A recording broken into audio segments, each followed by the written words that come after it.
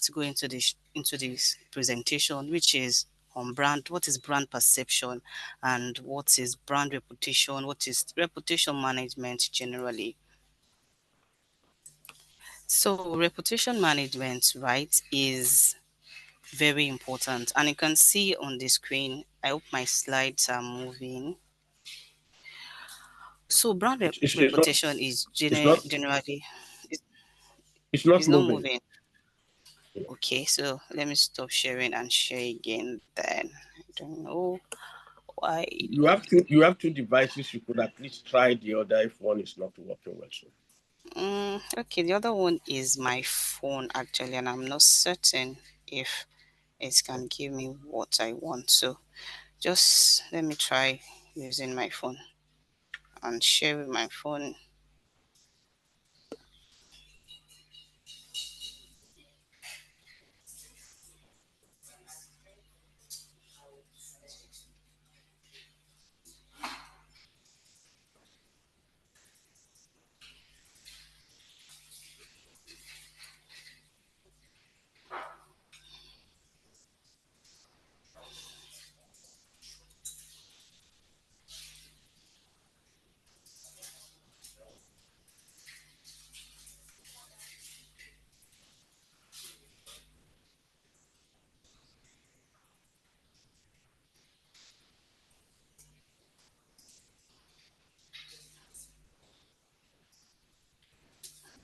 Okay, so let me try to share on my phone.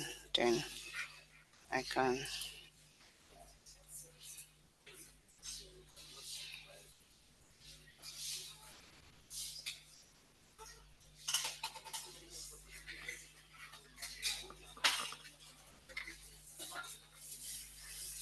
This, can you see my slide now?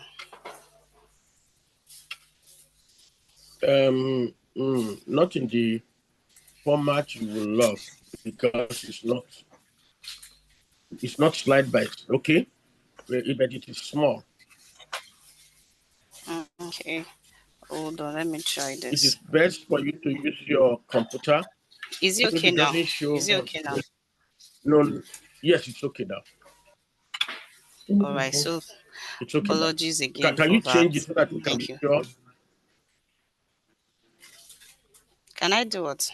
Can you change the slide to know what happens if the slide will change or not? It's not changing now. It's Okay, yes, changing. it's changing. Yes, that's correct.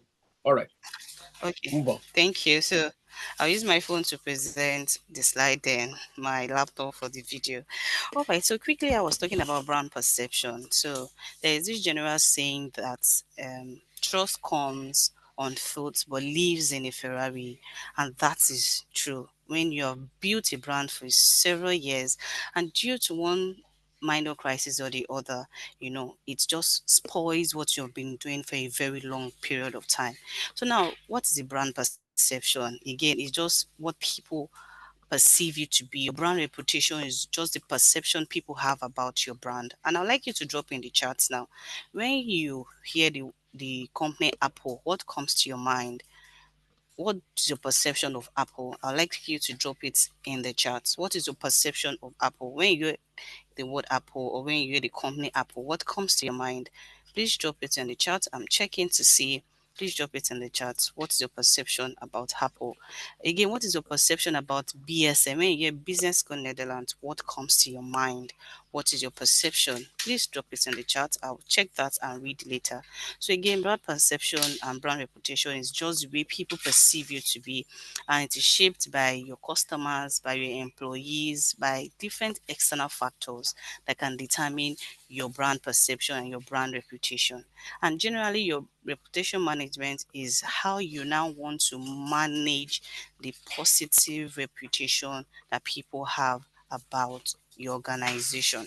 So if your organization, for instance, is known for excellent customer service, or your organization is known for being a tech-driven organization, that is the perception people have. When you have a crisis that you didn't resolve on time, it retains the positive reputation or the positive goodwill that you have with people. So that means that your reputation is what you have built over a very long period of time. You have spent money, you paid employees to do their part, to do their job, and one day something happens. For instance, I'll give an example. Let's say a financial institution, and maybe there's an headline that talks about certain security breach.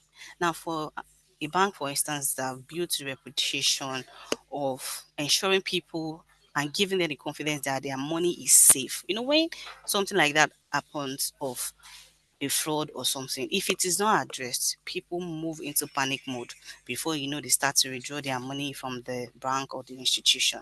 Now, as an institution or as a brand or as a bank, it is important that you have to manage that situation.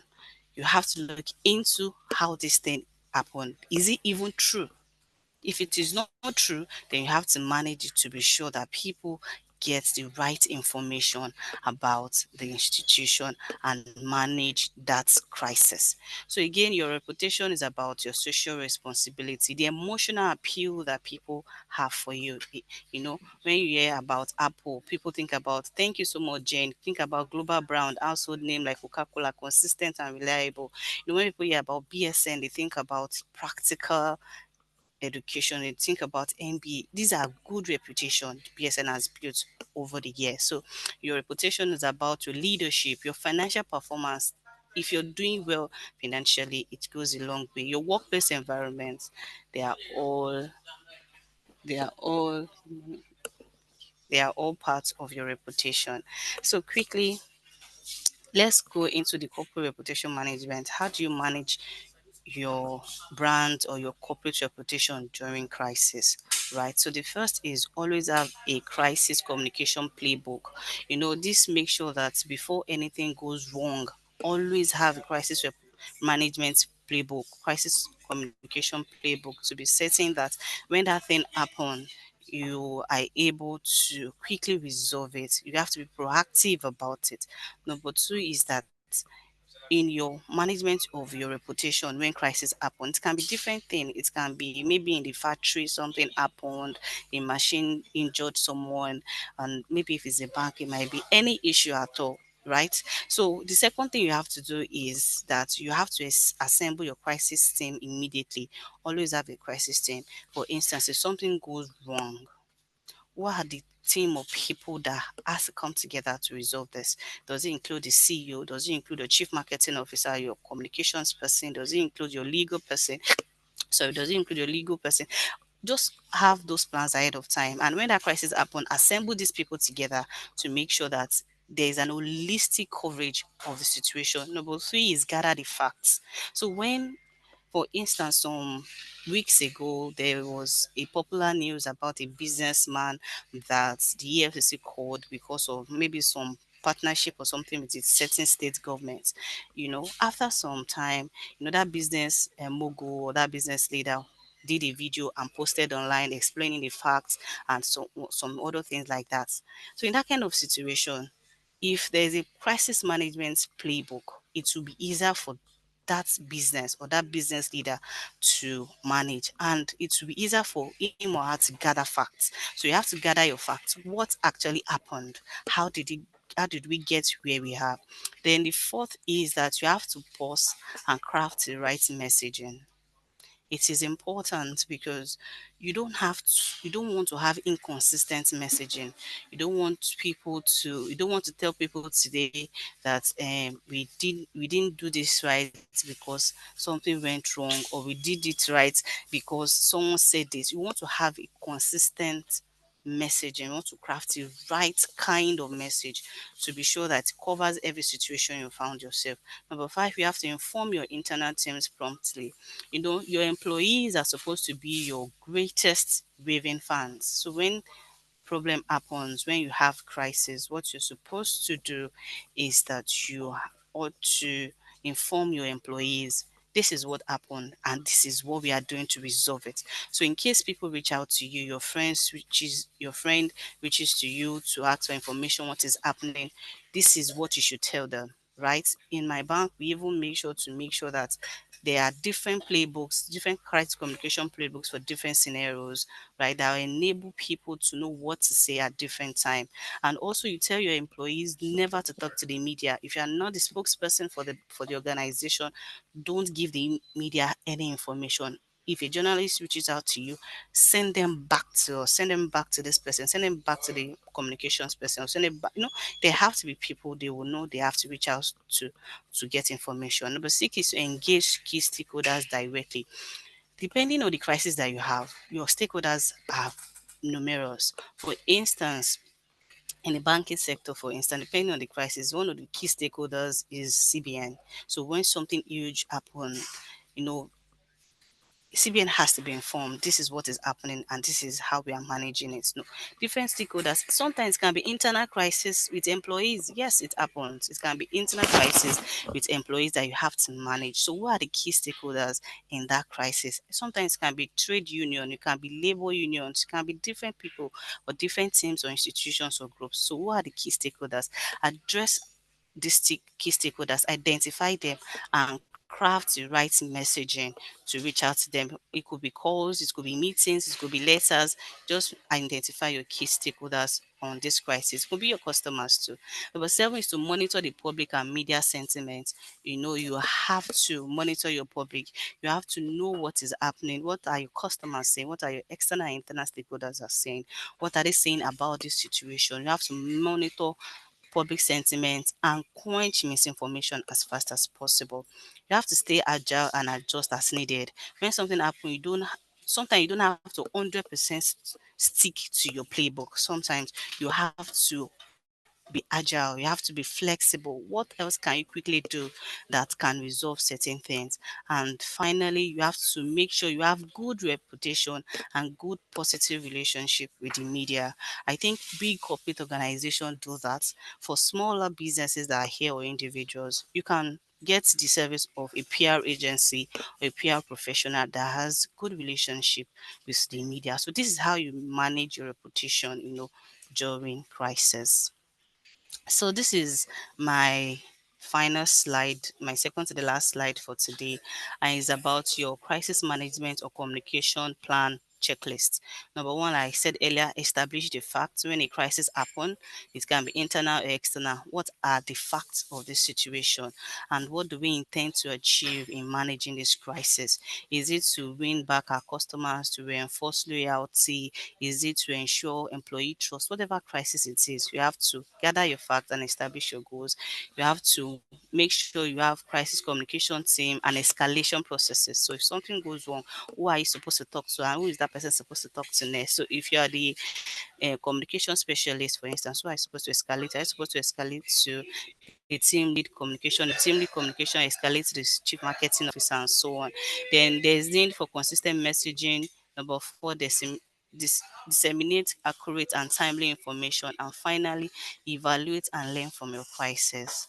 Sometimes, no matter how hard you try to avoid it, the bigger you grow as a business or as an individual, the more you are prone to having crisis, either internally or externally. So it's how you now manage it that actually goes a long way, right? So you manage it effectively and promptly. Again, learn from this crisis. Never allow any crisis go to waste. So in summary today, like I said earlier, trust arrives on foot and lives in a Ferrari.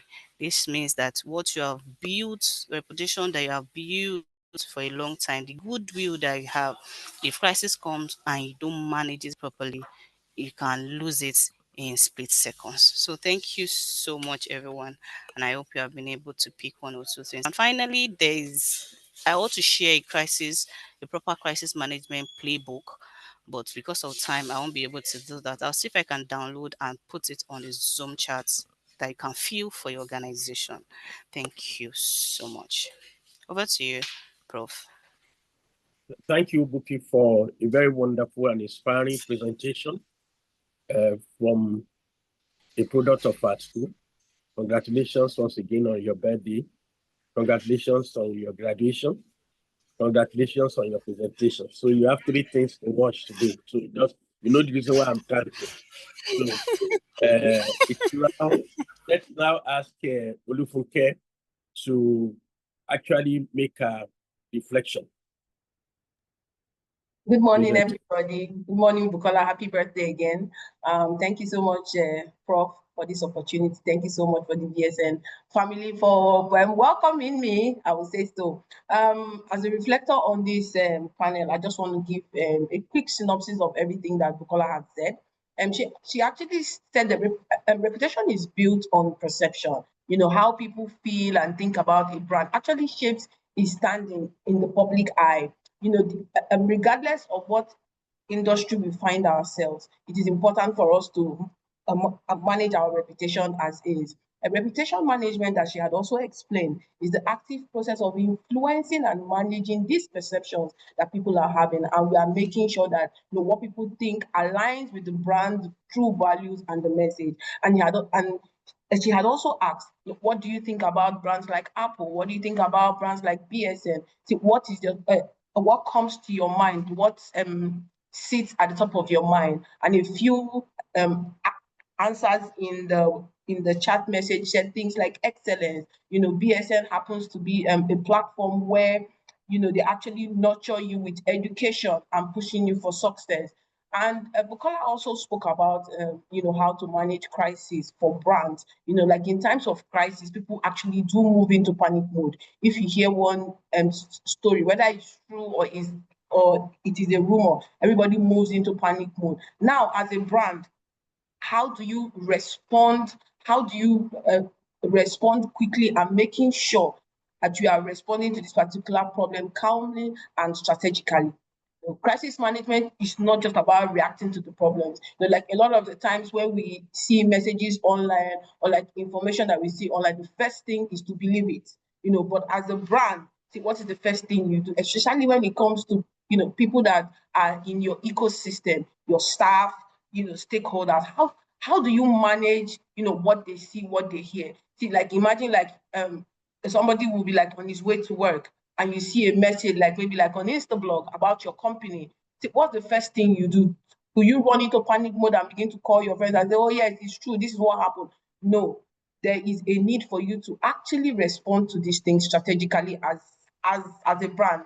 See, one of the few things that Bukola had said that really struck with me was that it is important as a brand to actually have a playbook. A playbook is very important when these things happen.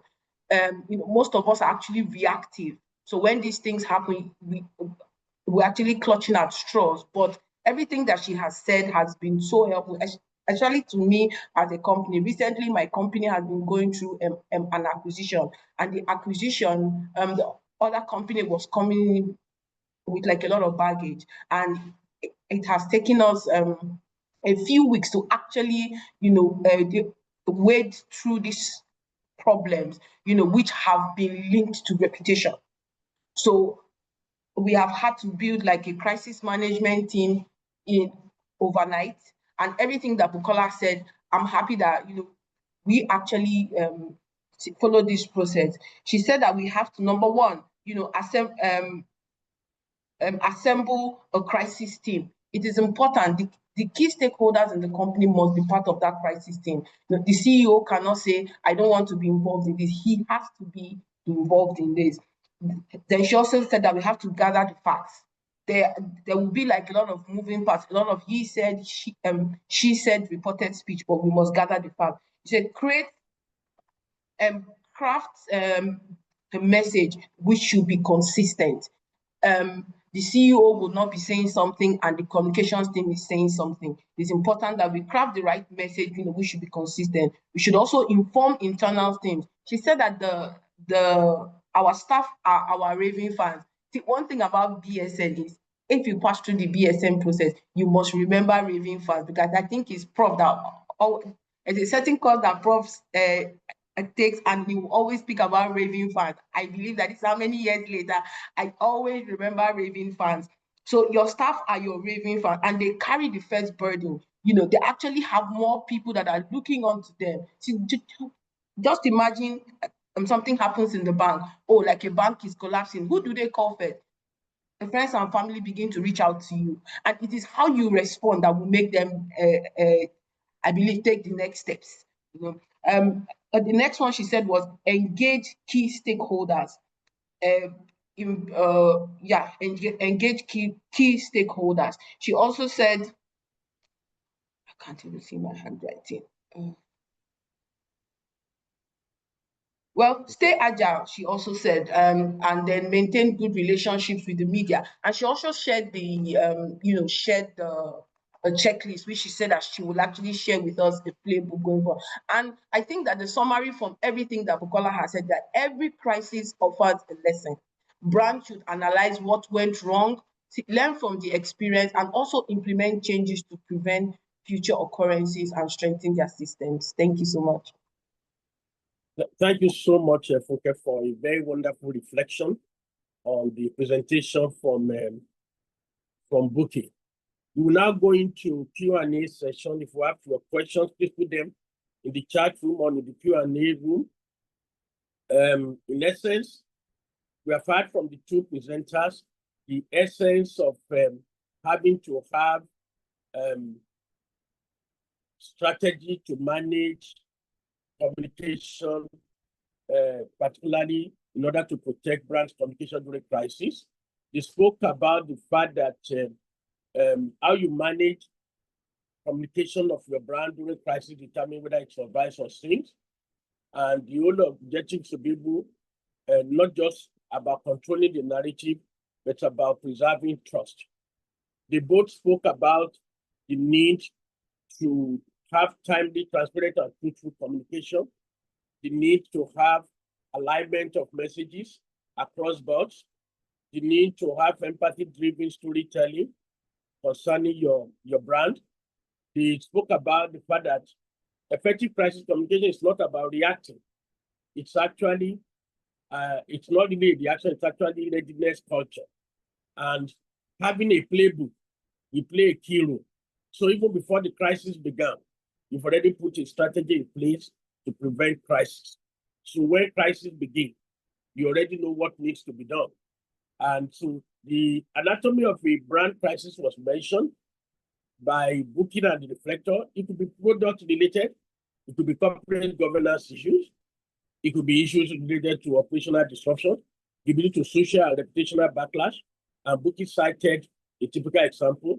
It could be due to external shocks, which is beyond your control. And so at the end of the day, the basis of communication should be, number one, prior to the crisis itself, prepare and prevent. And in order to prepare and prevent, you must have preparedness plan. You must have communication team. You must have media and social listening. You must train people and do simulation in case it happens. What should we do? And during the crisis, which is the phase 2, you must communicate with clarity and with compassion. You must communicate with speed. You must communicate transparently. You must communicate with consistency and empathy. And then she spoke about somebody must be in charge who speaks with authority and represent the organization that every other person refers to. Post-crisis, you must reflect, rebuild, and reform. For example, you must be able to evaluate what has happened. You must be able to rebuild and save trust in the people, your stakeholders. You must reform policies. You must re-engage stakeholders. The overall principles, therefore, is that trust is not negotiable. You must maintain and protect your trust. You must lay emphasis on people over profit in a period of crisis. Leadership must be very visible to be engaging critical stakeholders. There must be consistency across the channels. There must also be internal alignment, empathy, and apology must be rendered. And there must be action taken. In leveraging digital and social media, the speaker for today is a specialist in that area. We actually call that digital booking. So you'll be able to engage in your digital tools to be able to reach so many other people, because you can't meet people physically. So you must be able to use your digital tools to achieve that. Leadership must be able to communicate with authenticity and calm. At the end of the day, like we always hear, it takes 20 years to build a reputation and 5 minutes to win it. If you think about that, you will do things differently in ensuring that communication during crisis is well maintained. We have seen how Johnson & Johnson handled the Tylenol crisis. We have seen how the United Airlines handled. We have seen how organizations have managed their reputation during the COVID-19 pandemic through proactive communication. Must therefore build a culture of reputational resilience, as the two speakers have spoken. Must learn that reputation is the shadow of character. And when crisis strikes, the light of the truth is the only way to make the shadow beautiful. Ladies and gentlemen, let me now engage the speakers with questions. There's a question from Dr. Olufunke Ajayi, the director of Business School Netherlands, who would like to know, are there things that can be done proactively to reduce the impact of reputational crisis? So let me ask Buki to handle that. All right. Thank you, Prof. I hope you can hear me. Yes, please. All right, thank you. Okay, so what can be done to proactively reduce the impact of reputational crisis? Number one is keep your brand promise. That's the first thing. If you promise your customer that you deliver in 3 days, make sure you deliver in 3 days. If you promise your regulators that you send in your tax returns in 2 days, in 30 days, in 60 days, keep your word. For me, I would say that's the number one way of proactively making sure that you manage your reputation, right? So secondly is to make sure you have a crisis playbook. So crisis playbook, like I said earlier, I just sent something to the group, to the Zoom chat rather, about a generic that you can modify to suit your organization. So have a crisis management playbook. And finally, make sure that everyone is involved, from the top, the leaders, the board, down to the employees. Everyone, whether full-time staff or not, they have to be involved in this management. So to be proactive about crisis communication or crisis management, you have to keep your brand promise, and two, have a crisis management playbook. I hope this helped, and Dr. Ajayi. Thank you. Grateful. Tonya, what's your view on this? The view of the fact that you also had to manage some reputational issues during period of mergers and acquisition. You have to unmute. You are muted. Yes. I think for us, we never envisaged that, there was going to be a crisis, when we had acquired the company. So there was nothing on ground. So like when it happened, everybody had to be proactive, and building, like a standard playbook was key in terms of making sure that our message was consistent, even with the company that we had actually acquired. The message was consistent also with the staff. And also speaking with the staff, internally is such an eye opener, because they actually, put their ears to the ground. I was happy when you said this in social listening, which was also important, and there were like a few fillers, that had actually started, like a few conversations had actually started on Twitter that we were not even aware of, but we had a few people in the organization who are Twitter champions, and they were able to find out this information and, give us first-hand knowledge of what the perception was out there. So that's one of the things that actually helped us to, put together a comprehensive playbook that we can always follow with. After speaking with the staff, we actually engaged a company to actually help us with reputation management, which is what they are doing right now on all social platforms. So it is really important that during a crisis like this, nobody actually plans for it, but when it comes, as brands, we must be ready, be proactive, and act fast. Thank you so much for your presentation. We have actually come to the end of today's presentation. We are Very, very grateful to all attendees.